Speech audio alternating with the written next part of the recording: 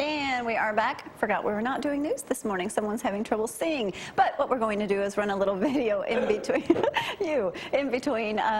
from now until 6:30. Yesterday, or not yesterday, Saturday morning, had the pleasure of going out for a little gun training, I guess you can say, with Miss Leah Engler. And we're going to go to that video right now. She's doing private women's clinics right now, and then later she'll be doing them for partners, spouses, daughters, sons, husbands. But you need to sign up. It was a lot of fun, very informative, a lot to learn, a lot you think you know about guns that you don't. We're going to go to a little of that video. We'll be right back right after this.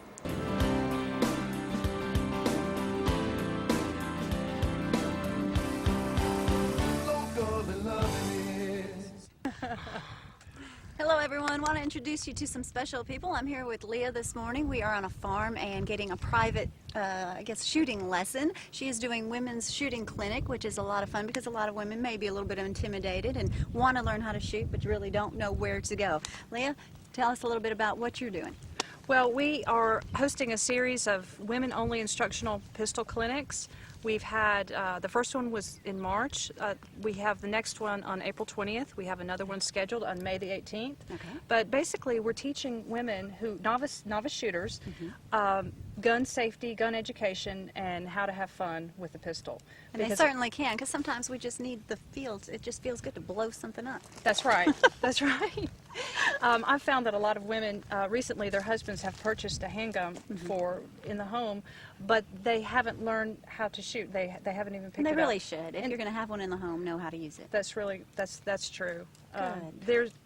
There's a quote that I like by Annie Oakley, and it's something like, I would like to see every woman be as comfortable handling a firearm as she is handling a child or a baby, and I really believe that. And so I am dedicated to teaching women, anyone who wants to learn, how to safely handle a firearm. Well, that's a good quote. All right, well, who do you have with us this morning? I know they're very important. This is Warren Shaw. He's the owner of the company.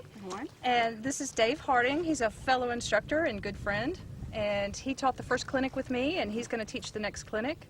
And basically a class, does it last all day? Yes, it's about 6 hours long. It starts at 10 o'clock in the morning all the way till about 3:30. So the women get a full day of experience and excitement throughout the day. Do you find that when women just do this together, it's a little bit more comfortable for them rather than mixing it up right now, if they're a little intimidated? The feedback that I've gotten is that they enjoy being around other women. It's sort of like going to an all-women's gym as opposed to going to a gym where they feel less intimidated, nobody's judging them, and they're all in the same boat. Okay, so when they get good enough, then they can go show up with their husbands and show them out. Exactly, and that's what we're finding out. The ones who have gone through, at the end of the day, we have what we call a gun goddess mini match, and that gives them the opportunity to take all the skills that they've learned, and we actually we have a mini match for them, and they're able to participate, and they're very comfortable with the firearm, even for the total novices who have never picked one up. And I've gotten reports that they've gone back to work, and they have friends at work that have been inviting them out to the range to go shooting, and they go home and they teach their husbands things that they didn't even know. So I'm surprised they admit that. Well, you get to work with a lot of women, I guess, out there too when you're in the training with them. What's the one thing that is, I guess, the thoughts that women don't think that why do they think they can't do this? I think a lot of it is they just feel intimidated by the terminology and about the machismo that generally follows the gun culture and working with firearms and that kind of thing. And it's nice to be able to kind of alleviate some of those fears and show them that the gun is just a tool, and that just like any other tool, it needs to be handled safely, and that there's no reason to fear it. You need to respect it, but there's no reason to fear it. If you have a gun in the home, where's the best place to put it? The best place to put a firearm in a home is going to be in a lockbox or some kind of secured locked container, such as a lockbox, one of the ones. And they're real cute these days. You can just put your thumbprint on it. They're really convenient. The small lockboxes now work on thumbprints. They work on number combinations, and then you've got larger ones like steel cabinets and things like that, or vaults. So any of those, as long as it's locked and is not accessible to your kids or anybody else in the home, that's what's important, is making sure your stuff stays safe. All right. Well, thank you guys so much. I'm ready to shoot something. All right. Can we go? We can go. This will be fun. Okay, so I think Dave and I, I'll go off the trigger until you engage in a target. okay, and it very clearly, you know, it's a natural. I'm new, but I'm an instructor, but I'm still considered a new shooter, and you know, one of the things was it's a natural thing to want to, when you pick up a gun, Your you know, reflex just to go ahead yeah, and put your because you know on the your trigger. finger's supposed to go there. So, you know, the first thing that we teach is that always keep your finger off the trigger. Okay. Okay. You can have an accidental discharge.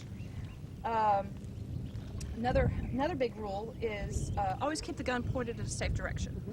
Well, you know, you can ask the question, what's a safe direction? And people would say downrange.